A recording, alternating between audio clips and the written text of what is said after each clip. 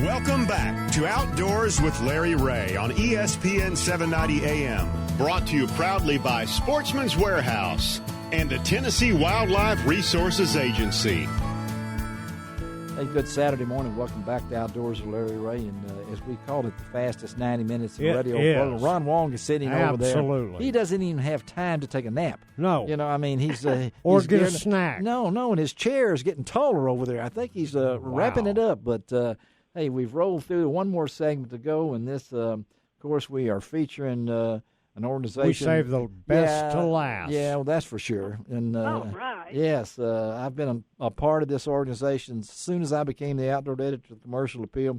That is a newspaper. It's still in Memphis, in case anybody didn't know. Yeah, but back in April of '88, I joined up with SEOPA, and I've been a part of the family ever since. And it is a family.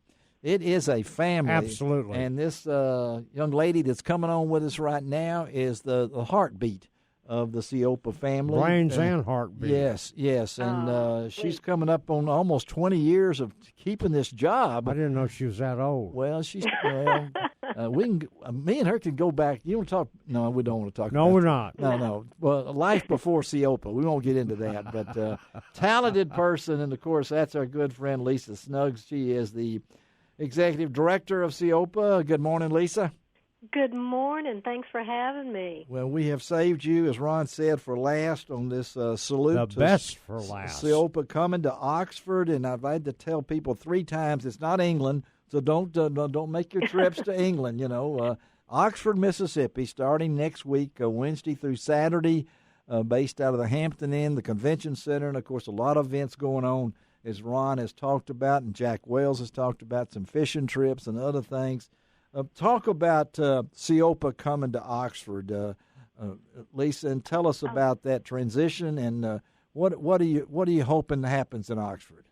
Oh my goodness! Well, I can't say enough good things about the town in terms of just being a really cool place. Number one, anybody who's ever been there is familiar with the Square. Yes, and of course they're famous for Square books. They have several bookstores right there on the Square. Been there.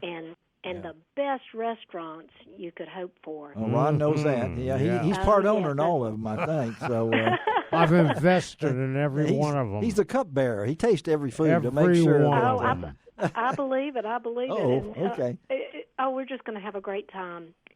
Like I said, anybody who's ever been there knows what a neat place it is, and all the venues are great.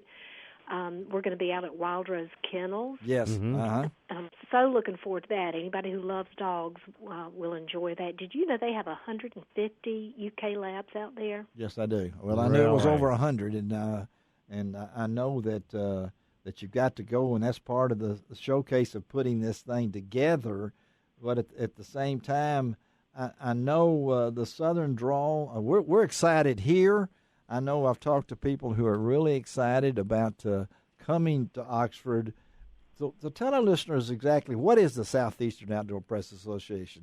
Maybe a truck driver driving down I-55 this morning and said, "What's this SEOPA stuff?" You know, is that something? You know that's true. I hear too often, I'm afraid, people say, I didn't know you existed. Well, and I've heard about other organizations like SEOPA. And it's a group of people who are passionate about sharing their stories about the outdoors, especially traditional outdoor pastimes like hunting and fishing. And people like you, both of you, Larry and Ron, and we just like to get together once a year. SEOPA's been around since 1964. Okay. And get together once a year, sometimes more often, and share ideas, work on craft improvement. And that's one of the best things about it is that everybody is willing to help everybody else. You know, we try to keep young people involved. We have 3 scholarship winners each year who come at absolutely no cost to them, so they can learn more about their craft and how to make it in this business. And the organization itself, 13 states, is that right? How many states? 14, I believe. Okay. Now, but hey, you know what? We're in the South. We're in the South. We're nice to everybody. We let people in from everywhere. That is right. for sure. But at the same time, membership. What's the membership? What are we looking at here?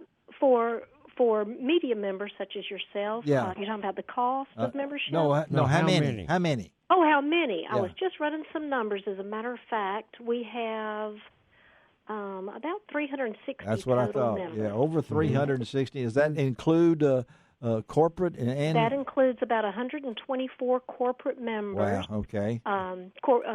Companies, but yes. we have a neat setup where if a corporation joins, they can have up to 3 representatives listed in our directory. So it grows from there. We've got 168 people on the corporate side in our database. Wow. And 236 media members. That's a variety of active retired, apprentice, associate, life, retired, special affiliates, and we have 9 students. And that's that's awesome. That's what makes it part of this. So, Lisa, about how many media members are going to be attending? Do you have any idea? Yeah, about 60. Okay. Okay. All right. Yeah. So that's a healthy. It is, number. yes. And a lot of these have maybe never been to Oxford before, I can imagine. This is true. That they're coming, but it's also not just showcasing Oxford, as you mentioned, as Lisa mentioned. It's a good time for us who are members to not only gather together, but at the same time, you have an awards program, you have these craft improvements, breakout day. I heard.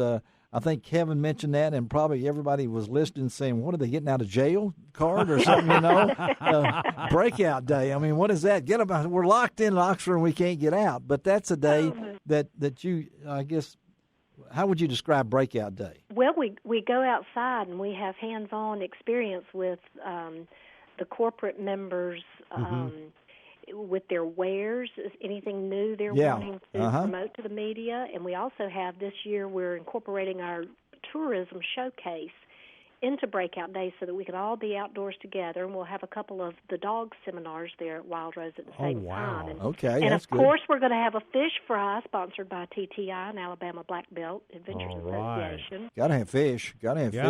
Yeah. And also the shooting thing is. I've been to that new facility. It's unbelievable. It is. Anybody so, out there who likes to shoot needs to check out the MacGyver shooting facility. It's part of the WMA land. It's on the eastern edge, I believe, near the town of Sardis. It is. Yeah. I mean, it is spectacular. They've got everything. They've got 5-stand. They've got sporting clays. They've got long range. They've got rifle and pistol. And it's just a wonderful, wonderful facility. And, hey, the last time I was out there, we saw deer and turkey walking across one of the shooting ranges. The season hasn't started yet, so don't worry about anything happening, okay? All right, we're not going to, because it hadn't started here. Talking to Lisa Snuggs, she is the executive director for SEOPA, the Southeastern Outdoor Press Association. She lives in Baden, North Carolina, and I know that this is just a fun. You don't do nothing at this thing, Lisa. Just sits around and looks at everybody. I tell you what, the conference is the fun part.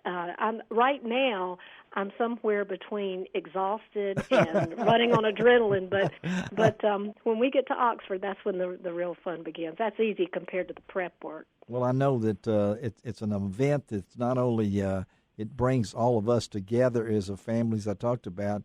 But it's amazing, as Kevin was talking about, how you put things together, your volunteers, all these different kind of things that you will have as an auction, things going on for all of those days. But I can't wait. It's going to be great. Yeah, I've already rented a horse to ride down there, so I can't wait to be there. There will be picking and grinning, won't there? Oh, there will be. Okay. Absolutely. Okay. I've been practicing. Everything. Lisa, thank you for being with us this morning. Look forward to seeing you next week. Safe travels to Oxford, and look forward to that great event that's coming up next week, okay? Thank you, Larry. Thank you for having me. All right, we'll girl. Thank you. We'll talk to you. All right. Okay. Lisa Snuggs, and let me quickly say that there is a couple other things that we got to toss out there that let you folks know that's going on tonight is the Memphis Friends of NRA annual event and dinner. Yes, That's at the Alchemia Shrine Temple at 5:30. All sorts of prizes and everything. Golly, I tell you, these guys know how to throw a party. You know that. You better pick up your tickets. I know there's various areas that have that.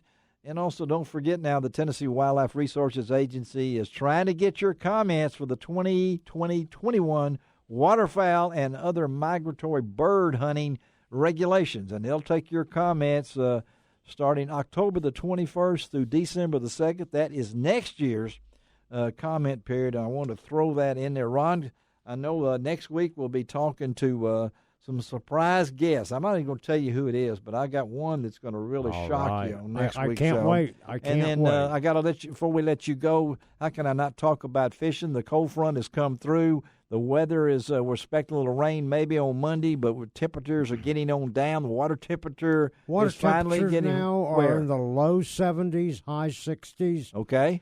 All of your forage is moving up shallow into coves, creeks, and all of your game fish are following that forage, and they're all pretty shallow, easy to catch, whether you're on the Tennessee River, one of the I-55 lakes, or even in a private lake anywhere. They're pretty easy to catch now. Something like a spinnerbait or swim bait. Topwater bait is still good. Have fun. If you want to really catch a lot of crappie, go to see Ronnie Tyson Horseshoe. I've got to get over there. Oh, I got to tell you, he's wearing me out with these pictures, buddy. Well, I was over there a couple of weeks ago. We got to get in early November sometime. Let's see if you can hook it up, and let's go over there because we'll go over one afternoon about noon. We'll stop at Bond's and have a little lunch. I know that. And food. Then we'll go out. Ronnie Tice, Tice. If you Google Ronnie and check his dates, because no one has a better crappie fishing thing there than Ronnie. Hey, don't forget my new man, Dave's Deer Processing. Dave Payne, the deputy sheriff, does this, and he's going to be our deer processor on Outdoors with Larry Ray.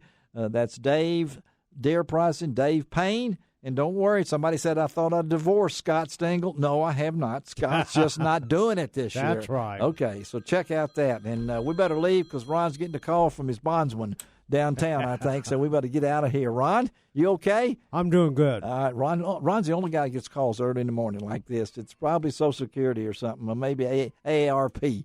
I know you'll bail me out. I will, Ron. You're my buddy. All right. Before we leave, Shelby McCall, thank you. Happy birthday late. Happy birthday. She couldn't remember when how old she was, but that's okay. That's a good sign. Wait till she gets our age. Yeah, well, if she gets our age, we ain't going to be around, so let's don't worry about it, okay? All right, as we'll do each and every week, it doesn't cost an extra cent to be a good sport. And what else, Ron? God bless the USA.